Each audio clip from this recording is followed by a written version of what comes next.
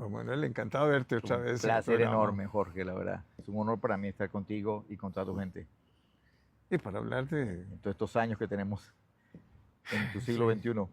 del siglo XXI, complicado siglo. Sí, Hay guerras por todos lados, divisiones geopolíticas complicadas, una China muy activa, eh, un Estados Unidos haciendo ajustes continuos, ¿verdad? hasta paralizaron la vuelta ciclística en España el fin de semana. Los activistas pro-palestinos, hasta ahí llegaron. Sí. Algo que no tiene nada que ver. No, y mucha violencia, mucha polarización. Así es. el, eh, la gente está muy encrispada, pongámosle así. La situación social se está complicando a nivel mundial. Sí. Estamos jugando como en extremo siempre. Sí, Estados Unidos se volvió demasiado. Hay unos pocos con mucha plata, mucho poder, y que son precisamente los dueños de muchas redes. Así es. Y, y después yo veo que se ha perdido un poco la investigación, el análisis. Los demócratas como que todavía no han encontrado el líder, aunque el de California pareciera que ser Ahí se vislumbra algo. sí. Pero bueno, hablemos de Venezuela, Wow. tu patria. Mi patria. Mi primera patria, porque mi segunda patria es esta. Sí, aquí te recibimos Ah, sí. como, ya sos tico, Tico de corazón. tico gallo pinto, como decimos. Así es, así es. Eh, hey, le pusieron varios barquitos, ¿verdad? Sí, Los que no va a llegar a ninguna norteamericanos. parte, pero sí le pusieron barquitos. Los barquitos lo que están logrando es Es frenar un una poco el tráfico de coca. Eh, yo siempre les recomiendo a la gente que la gente lea antes de dar una opinión en frío. Hace 2 años el gobierno holandés declaró que no tenía suficientes recursos en Aruba y Curazao para detener la afluencia de lanchas narcotraficantes que parten de toda esa parte del Mar Caribe, desde Venezuela hasta Guyana. Eso tardó como un año en permear y lo que hay ahora es una fuerza internacional alrededor de las islas del Caribe, en aguas internacionales, para frenar ese tráfico. No es como lo han querido vender, que es un cerco a Maduro. En realidad es una fuerza multinacional como la que está trabajando en el estrecho de Hormuz para cuidar a los buques que transportan mercancías, que los hutíes se estaban secuestrando. Y bueno, hay una película incluso que se llama Capitán Phillips sobre eso, para que la quiera ver.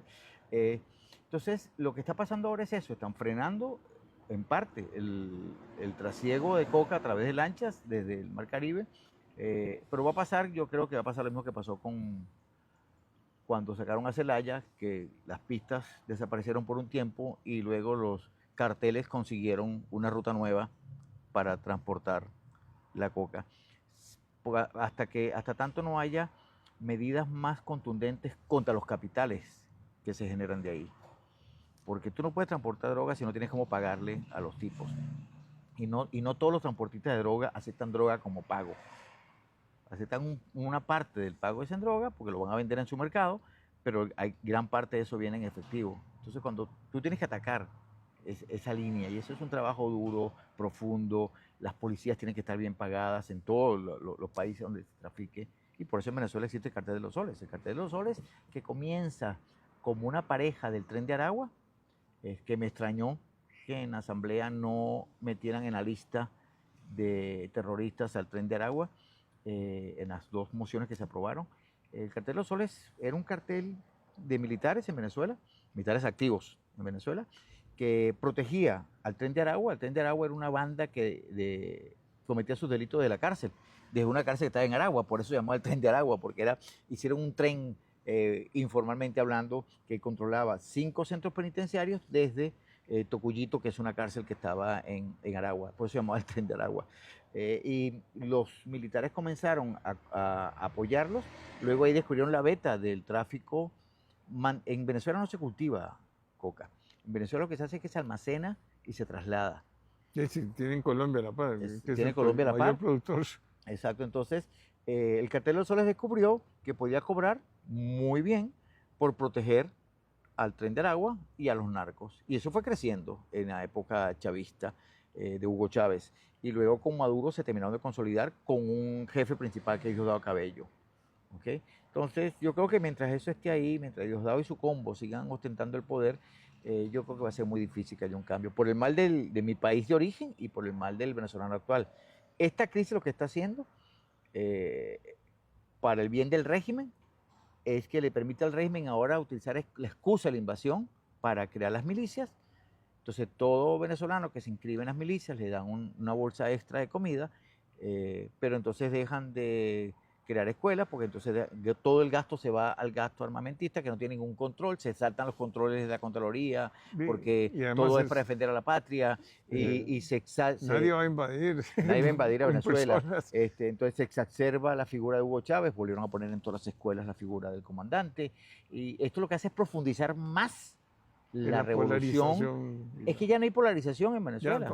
Es que tú, si sales a protestar contra el régimen o te matan, te atropellan, te pasa una tanqueta por encima. Así de fácil.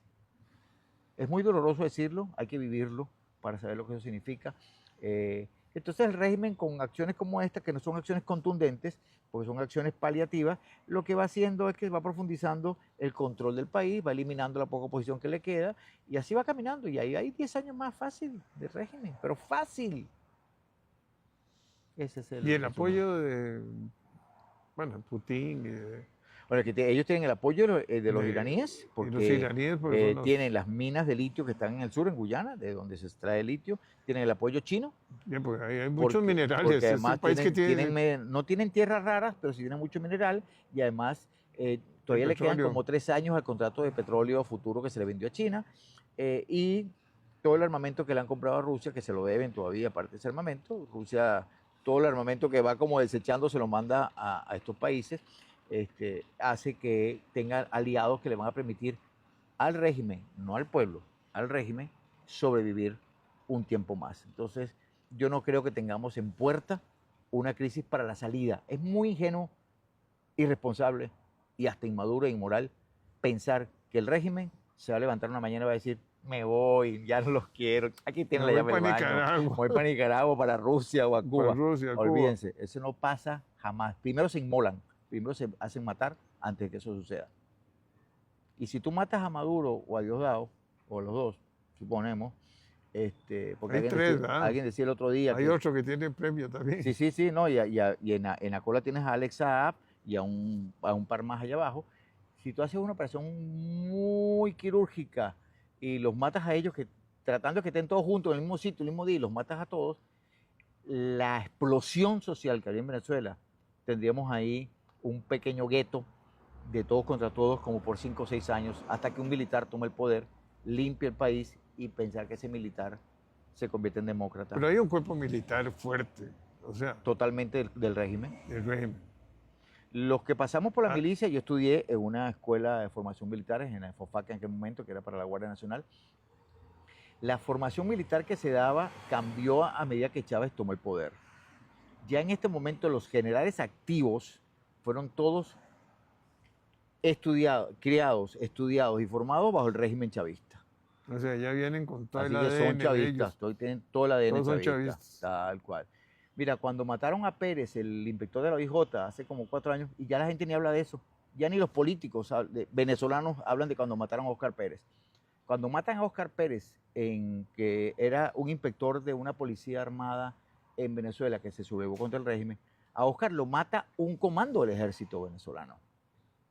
Lo vuela con una bazuca en una casa. Entonces, cuando tú tienes ese tipo de incidentes, tú vas a ir a hablar con ese régimen para que te dé la llave y se vaya. Tú vas a hablar con ese régimen para que diga, no, yo me voy. Eso se inmolan. ¿Y Corina dónde está? Ni sé, y no voy a decir algo más feo, pero creo que Corina, más que una figura igual de irresponsable, y hay gente, incluso en mi familia, que no le gusta que yo diga esto, porque pensar que desde la democracia y la votación el régimen se iba a ir, me pareció irresponsable. No. Pues entonces la gente salió a la calle, les pasaron por encima, les quitaron las ayudas sociales que tenían, no tienen agua, no tienen luz, pero tú sigues viviendo bien, tú sigues comiendo todos los días. Entonces es muy fácil Hoy leía yo un artículo de Miguel Otero Silva en La Nación de aquí, y yo decía, es muy fácil, eso lo dijo Orlando Urdaneta hace 14 años cuando vino, hacer revolución o hacer oposición con un vasco de whisky en la mano campaneándolo, como decíamos en Venezuela. Oposición es allá, oposición es ahí, buscando armas, buscando cómo tumbar al régimen, oponiéndote al régimen de verdad. Esa es la oposición. La oposición hecha en Washington con una corbata, en un escritorio muy lindo, diciendo que has logrado que te reconozcan a ti como líder de la oposición. Pero eso no saca los 185 chicos menores de 17 años que están presos en el helicoide desde hace un año. A mí me gustaría que cualquiera de esos políticos, fuera el papá de uno de esos chicos que están presos en una cárcel en ese régimen desde hace casi un año. De eso no habla nadie. Todo el mundo salió aplaudiendo que el régimen con lo de los barcos soltó 11 presos políticos y al día siguiente metió presos 14. Pero volvemos a lo mismo, nadie habla de los chicos que siguen presos hace un año, que fueron los que se van a protestar porque no reconocieron unas elecciones que todo el mundo sabía que el régimen no iba a respetar. Entonces, Pero ya lo sabíamos. eso es como tener un muro. Tú vas a 150 kilómetros por hora y te dicen, vas a chocar. Y tú dices, no, es que en el medio va a aparecer algo que me va a detener. Te metiste contra el muro. Esa es mi opinión sobre Venezuela, mi querido amigo. No se construyó una escuela formalmente hace 14 años, no se construyó un hospital formalmente hace 12, no se construyó una carretera nueva hace 16, las tuberías de agua potable siguen siendo las mismas de hace 20. Entonces, viene dime tú qué futuro le espera a esa población. Y renovaron el contrato de la Chevron con... Es que hasta eso, hay empresarios venezolanos que viven aquí en Costa Rica y tienen negocios en Venezuela y te hablan aquí de oposición, pero allá se reúnen con ministros y le regalan carros a ministros o le mandan a blindar el carro al ministro o van a los 15 años. Fueron a la boda de la hija de Diosdado Cabello, tipos que aquí te hablan de oposición, tipos que aquí te dicen que el régimen se tienen que ir, estuvieron en la boda de la hija de Diosdado. Después mandaron a suprimir la foto para no aparecer. Es ridículo. Es ofensivo con el mismo pueblo venezolano. Ay, qué tristeza. Eso es. La verdad, qué tristeza. Es tristeza, es lo que tú decías, los extremos. Eso es, y debemos de aprender algo a todo lo que pasó. Hay que aprender de lo que le pasa al vecino. Y Hay un dicho que dice, cuando veas la barba de tu vecino arder, pon las tuyas en remojo. claro. Mira el régimen de Nicaragua cómo va. Ya, como va, y ahora ponen a la señora y... Exacto, ahora resulta que es heredable el Es poder. heredable el poder y ahí no hay elecciones y... Tal cual. Mira Petro cómo va en el lado colombiano. Entonces, si tú ves las cosas, tú dices, bueno, yo tengo que comenzar a hacer cambios fundamentales para que no en suceda. la persona. Es que el cambio pasa por dos cosas. Todo el mundo cree que el cambio tiene que ser político. El cambio pasa por el ciudadano. Pague a tiempo sus deudas. Pague el impuesto. El otro día yo hablaba con un grupo de jóvenes que me decían, es que el Estado lo que hace es cobrarme impuestos. Y yo estoy aquí en Tamarindo, a mí no me hace falta el Estado. Pero para ir a Tamarindo usaste una carretera que se paga con impuestos. Entonces, hasta que la gente no entre en conciencia que somos un contralor, nosotros somos un contralor ciudadano de la labor del administrador, que es el gobierno va a seguir haciendo, el gobierno que sea, no importa el color que tenga, lo que le dé la gana, si tú lo dejas, porque tú eres el jefe del gobierno. Eso pasó en Venezuela. En Venezuela, Chávez, a mí hay gente que me dice, ¿cómo pudieron los venezolanos? Es que los empresarios llevaron a Chávez al poder. Los empresarios le aplaudían a Maduro las cosas que hacía. Hubo un general, Acosta Carles se llamaba, que llegó a una planta en Venezuela, destapó un refresco y eructó en cámara y dijo que iban a expropiar toda la planta. Los dueños de esa planta negociaron con el régimen y se quedaron con la planta y siguen trabajando con su planta. Entonces, ¿a qué estamos jugando? A chapitas. Chapitas. Exacto, a chapitas.